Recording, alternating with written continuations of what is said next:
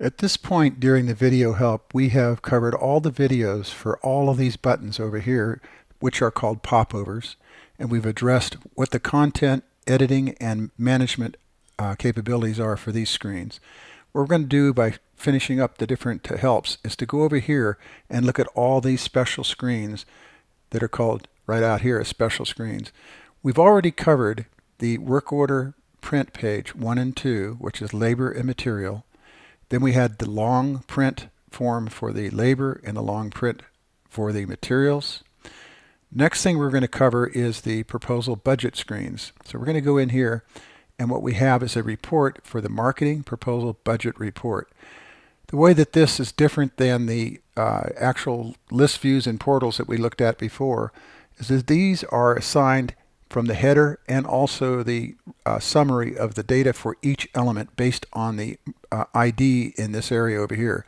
The red IDs are the WBS elements going all the way through, and these are created using the proposal, and you go through each proposal that we did in the when we were breaking down the proposal on the screens on the popovers. What this report does is it basically sets them up in the order by the marketing budget ID, and then it has, in addition to that, all of the individual things about the project as far as the project number and what is the bid status as far as what is the items here. These are popped up where you don't want to change them in the report, but what they are in there is so you can see what you can do. Like, for example, if I go over and do a search, I can use these as a drop down to look for any kind of information based on all the projects. And if I want to narrow the search down to, say, for example, one WBS or one project ID or one proposal number, I can do that and only bring up those elements.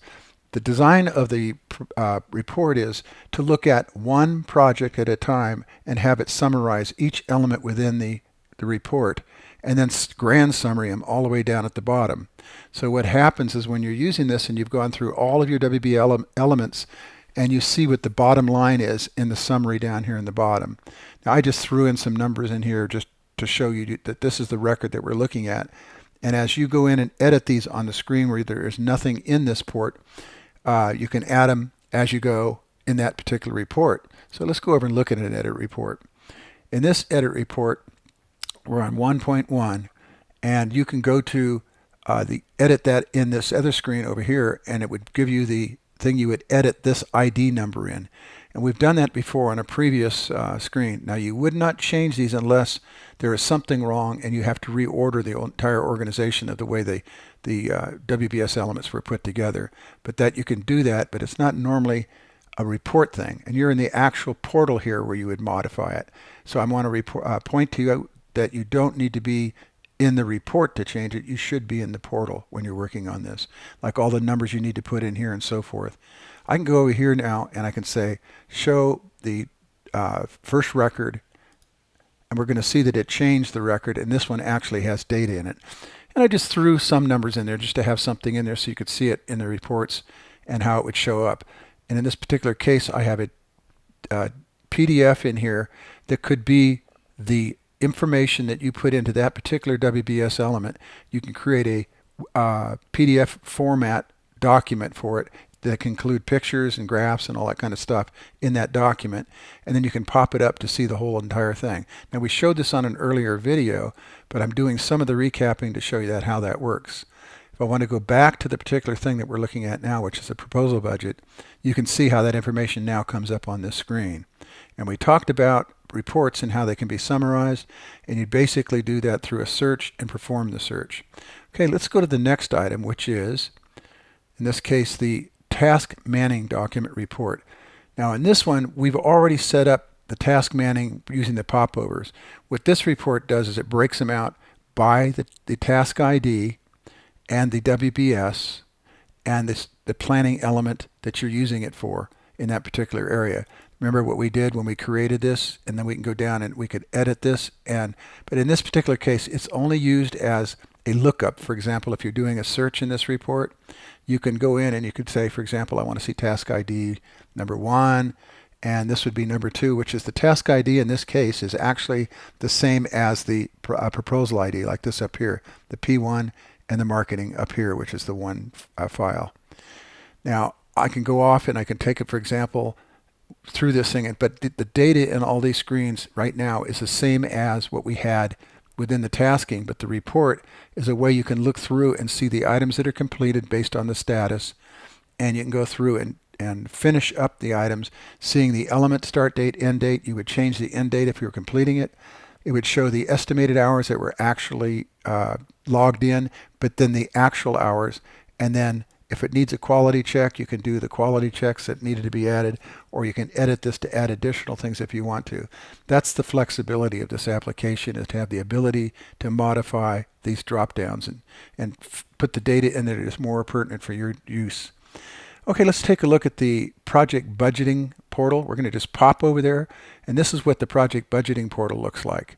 We went through it earlier when we were doing the movies for the tutorials for this particular screen, the portal. And you will recall we created PDF documents in here as well. But this one would be for everything that you wanted to put in about the proposal. In total amount, you could have all your WBS elements in there if you wanted to. And then you could open it up for each one of the screens that you go through to read the proposal elements and then reflect back on that what the information is that need to be put in this screen. And let's go back over. We just covered the task manning. The next thing we're going to be looking at is the schedule report. The schedule report is similar to the task manning, but in this particular case, it's going to take the sorted elements at the top, which is, again, the ID, and then the schedule ID number, which is the 1.1. So this is what we're working on in this particular case. And then you go down here, and these would be all the items for the 1.1, and the next record you would create would be for the next one, like 1.2 or whatever. And what it would do is it break out each one of the items. Now in this case, this is a different project. This is the, in this case, it's showing all the things in the report. And I want you to be aware of that. You're going to have to sort through this. So if we had 100 different projects, what you would do is you go up and you'd search for the one you're looking for. You'd put in the project ID one or the proposal number, which is this up here, in order to get that particular one you're looking for. And then that way you could see the individual elements that are in the scheduling report.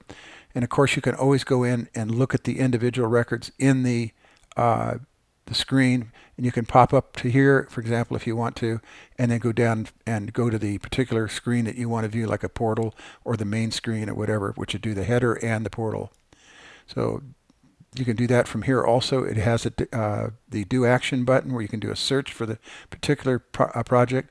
Now I want to point out, even in the projects, like you would do in a list view or whatever, if you pick a certain project or whatever, there are certain screens like list views and stuff that will only contain the records that you did on the last search. So the record and selection that you're using here, if you do and run a report, just to show the specific report data, make sure you go back up and click on Show All Records to bring back all the records when you're done running this report. Okay, so this is the one where it actually sub-summaries and then does a grand summary of all the cost data. Right now we have nothing in here. We didn't do any of those. I'm in this test mode. I'm not going to be putting data in everything because I have to go out and clear it before I send it out to you as an owner of the application. Okay, let's go to the next report where we did scheduling. Now we're going to go to the project planning report. Very similar in some ways to the scheduler and the budget report. This one has the individual people as they are doing what they're doing as a scheduled assignments, and you're looking at the data that the person, the project he's on, what he's actually doing, the element date start and end days, and the statuses and the work task provided by, this is the person that provided all the work tasks. It could be a project manager or it can be an individual. It could be even a vendor asking you to do a specific thing and wanting to have that done. And then of course the vendor you can pick from the vendor screen. And then it would have the vendor contact, the phone, and so forth, and then a place for notes on the scheduling. Now if you go to the project planning list view in this particular case, you're going to see all these items listed but in a different format. Very limited. So in this particular case, if I wanted to go back to the one, this is the portal that is related to this particular thing in the planning portal. And what happens, we're locking together the individual segments that were created by the individual screens in the popovers. And now we're looking at the individual screens as a recap from the report. So let's go down to specifications, just like we did before. Now you could create your specifications like we showed you before, and this is the record that we create the specifications in. And you can also, with the PDF, you could have one or more documents that would cover this particular specification individually by each one. And since this is the list view, I don't have but one record in there right now, but it would scroll and show you all the individual specifications in the scrolling screen because this is a listing report. And of course you'd have this record over here on each one of them. So you can have each specification listed in that view. And let's go back and see the project specification portal list view. And this is the individual records for the LIP specifications and the listing form. And then you can go back and edit them through the screen. But I want to show you how we took a curve here. This is the specification individual portal for each record. So this is a single record in here instead of having all of them like the last screen we looked at. And in the screen, this is where you can do a search for the data that you want to. And I want to keep in mind that you can search the specific title text boxes in here. These could have a lot of data in them, but you can also go in and search for a specific word or phrase in these to find how many records have that phrase or word in. When you're doing engineering a lot of times and you're doing a specification, you would have certain words that would show up in one specification. I recall when we were building different things, we're doing, say, an ordnance fuse, and you might have something that says the MKP fuse. Any place that showed up, it would show up as the specification or one of the specifications that has occurrences of that. It might be in the spec overview or the spec body or the outside vendor information or either other services over here, or you can look at these as far as searching through these main topic areas over here. You cannot do a search in a PDF file, unfortunately. Now you could drag this out of here, or say, for example, take and put it out as a single document by copying it and putting it back on the desktop and then reviewing it over there. So you have the ability to pull it out of here if you want to. And there's a download right there for it. For example, if I wanted to download a PDF file, I could do that. And it'd create its own folder. So you can have all the specifications taken out of here. This would replace a lot of filing cabinets if you're using it like this, but the best part of it is that you can be out on the job and looking at the specifications, or you can be in your work area in production or wherever and go right to the specification and read it to make sure you're matching up what you're supposed to be doing. Okay, that's the specifications and the report for that and the specification portals. Project drawings. Now, I wanted to really point out on this particular report, this is the asset report as far as what you're concerned, meaning that if you're looking at a certain item from the standpoint of the drawing package and the drawing package title and going down the drawing number, the drawing date, the drawing done by, the next higher level of the actual thing that you're putting into this drawing, this would be the end item at the level that you're at, like an assembly or sub-assembly or whatever. And that's denoted down here further. But drawing package number would come copying down from here, and the name of the drawing actual number, the drawing date again, the person that actually did the drawing based on the employees in the company, the next higher assembly. Now this trading the information up and down. Up here when you actually are doing a find, these will be hidden and all these records fields would be used in order to search for a particular drawing package, drawing name, or part number or whatever, where it actually exists. Now, one of the things I want to point out in this is that you do have a drawing status, drawing type, size, and labor rate for doing the information and then summarizing all the data for that particular specification. One of the things that's kind of important to understand is because this is hierarchical, meaning from the drawing package down to the drawing number, down to the item, and the next higher assembly and all that, when you actually want to do a quote, you can do a quote based on an old project and look through all the things that were done as far as the drawings that were done and compare the differences between them. And as you create new drawings for a new project, you can review what you did over here as to all the different parts and pieces and stuff and drawings and the way they were put together. And if you're doing an item by item, this can get to be a pretty long thing. So you could print this out. This particular screen will print out on a standard 8.5 by 11. If you have a laser printer, or you want to do it in portrait and landscape, either way, you can go ahead and do it. Normally this would be a portrait print right here. Down at the bottom, it does a report summary based on all the items and summarizes all the data as far as materials and labor for you. And now let's go over and look. One of the kind of nice things is a popover. The popover in this screen does this. It brings up the drawing PDF, and you can actually do like you always do. You can take it, in this case, because it's a popover, it'll just show you the image. You can scroll it like this and see it in small view. And of course, if you can get down to the bottom on that, you can actually show this thing and pop it up so you can view it at full size. You can see who did the QA on it and signed on it. Now these are paste fields. If you go in here and you have a picture, you can insert it in here. And what I would do is, for the people that have QA stamps and signatures that are written and then saved as an image, you can go ahead and do a find them and insert a picture and put them in here. As far as putting them search, you can put the guys can put a stamp in, and then a signature that was an image, you can put it in here as well by saying insert picture. So you can have the QA and stuff in the actual image. Putting them in here also puts them in the associated drawing, so they would cover both. Or if it was done in the portal where the drawing was at, it'll pop over here and show over here that it was QA'd. And that's the way you can tell it. This particular drawing was finalized by who, and who stamped off the drawing.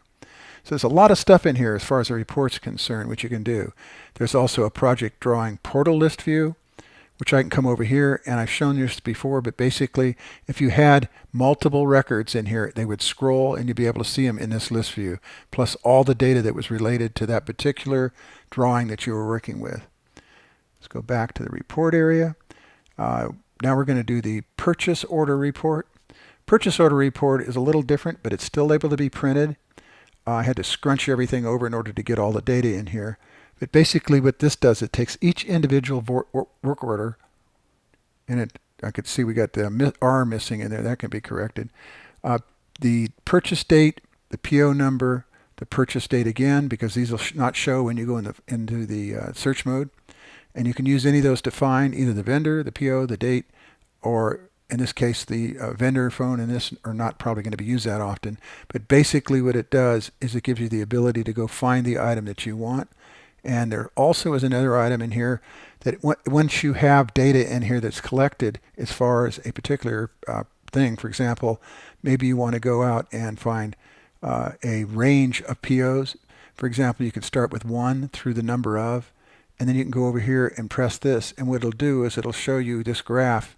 It'll show you the dollar value for each individual date period in this particular case. Now, these are just examples right now. What I'm trying to point out, the reason I put them in here is I can modify this as the author and change them to exactly what you need. And I expect people to want some charts as far as what they to pick data on their screen. But I wanted to show you can be added as a popover, and you can see the different charts on your application if you need to. Point out one thing. People a lot of times will put in a dashboard. And the problem with a dashboard is if you use the dashboard, it clutters everything up as far as pushing them all together, and there'd be a little image like this next to another one, next to another one. That doesn't do an awful lot for you as far as figuring out what data you want to use and how it should work. But we can modify these to add what you want as an add-on to your application. Okay, let's see. Let's go into the edit of this particular record, and you can see it takes you to the project purchasing, and you can see the line items and the information. And you know from before, you can click the product number, part number, and it'll take you to the inventory item for that. So you can just pop over there, and now you're in the inventory screen. And in this particular case, if I wanted to see the values for this item, I could jump over and look at that. This is the A3AJ, and I can go over here. 3AJ is right there. Now, unfortunately, with this area over here, you have to scroll through it, but it's going to be in alphanumeric order. So it wouldn't take very much to scroll it up and down. As you recall, you cannot do a search within a portal. You have to actually be in a record like this one is here, and that's not a portal as far as it's an individual record. Okay, so let's go on and move down to the let's see, did we do the, okay, we're going to do the RMA report, which if you go up to the screen up here, you can see there's an RMA that's created in here. And in the report for it, you'll see the actual individual RMAs. In this case, it does all the same things. For example, you can search in any of the fields that are available. For example, you can get the vendor, the part number, the contact person, the individual vendor, and the date of the item. And you can search, doing your do action, search, and go through and pick up either one record. Maybe I wanted to see everything that had an RMA from one individual company. Like I'd get both of these. Now I didn't add any data to this one up here, but I did put one in here so you can see it. If I wanted to edit it, I'd click here and it would take us back to where we were just at. Let's just go ahead and do that. In here, it's going to give you all the numerics in the portal for the RMA, so you can look at it, and you can take notes over here as far as from the vendor, as far as how they are going to satisfy that particular issue, as far as getting the either a credit or another replacement item, or they're going to send back money, or they're going to ship you a new one for that one that was defective or missing in the delivery. Okay, the last item we're looking at is the invoice work order report. This one is also an important record as far as the invoices or work orders for going all through the work orders. And as before, you can look in a work order by work order basis. You can look at a date or date range. You can look for a client company. You can look by by the purchase number or PO number, project number. I'll get it right. And this information is pretty standard. You can also look up by the work order ID. And then, of course, the summarization information is in the header part of the record here, because this is going to be the sums of all the individual PO items, which would be the material records and labor records that are included in that particular area. And if you look over here, you're going to see it has the sum of labor hours, the sum of labor cost, the sum of materials, sum of the work order sum, which is these together summarized. How much did you pay on it so far? And what is the current balance? So anytime you have not zero in here, in the yellow screen over here, it indicates that you didn't pay that particular work order, did not get paid off. It has a balance on it still. You should always have the money here for the work order sum match so that you know that that particular one was paid for. And then, of course, there's the grand total for everything. So if I did a report, maybe I want to see everything that a particular company owes. In this case, I want to see client company ABC Engineering. Or I could just go to in this case, this is the ID for the project. So I could go in and I could pick an ID project and I could look through all the records for that particular project. Or I could see every project all together and the summary for everything in that. Or I can do a date range and I could put in a date range and that date range should be what would be shown. Now, I'm not going to go through date ranges at this point. If you want to put in a date range, it really is sometimes dependent upon the device you're using, how that calculation is done. So you can ask us to show you how to do a date range, and I'll be happy to show you. It's actually pretty straightforward. I can just give you an example. You click in a second time, and if I wanted to see this, I could start out with the current date that I'm working with as far as the item is concerned. In this case, I'm going to have to take it all out. But it should be a date range where you put in equal to on your keyboard, and then greater than or equal to, and then a date.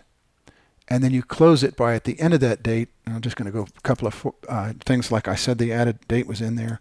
And then I would do another one that is less than or equal to with another date. And what that would do is it would take everything in those two ranges and these two dates, and it would show those records from there. But in this case, I would probably add the ID for the work order IDs so that this would bring in this company, or I just picked the company, ABC Engineering Inc., but that would bring in all the records from all the projects for that particular company. So you may want to do the project number, and or if you want to get an individual work order, you could do that with the date range, or you can just pick the number 2, and that would give you the same thing as the project number over there. Okay, that being said, if you need any additional help, I'm going to revert it. So bring back the date. If you need help, you have unlimited help as far as the applications are concerned. And if you need specific things that you want to change, since it's up on the cloud allows me to edit anything on the entire application and make changes if required. So don't be restricting yourself.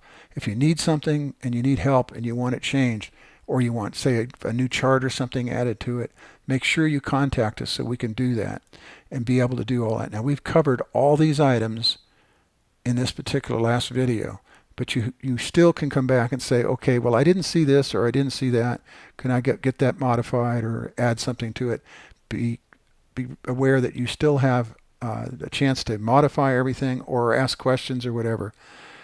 Thank you for either purchasing this app or taking the videos to learn more about the application.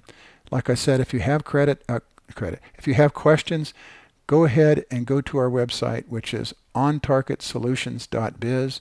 Hit the chat thing down at our lower right corner and start a chat with us, and then we'll answer any of the questions you may have about this application, especially when it comes to things that are not covered in the videos, as far as the devices that are available for it to be used on and so forth.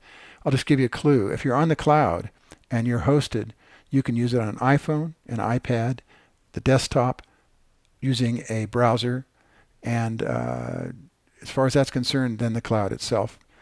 If you need more detailed answers, please contact us. Thank you for taking all the videos.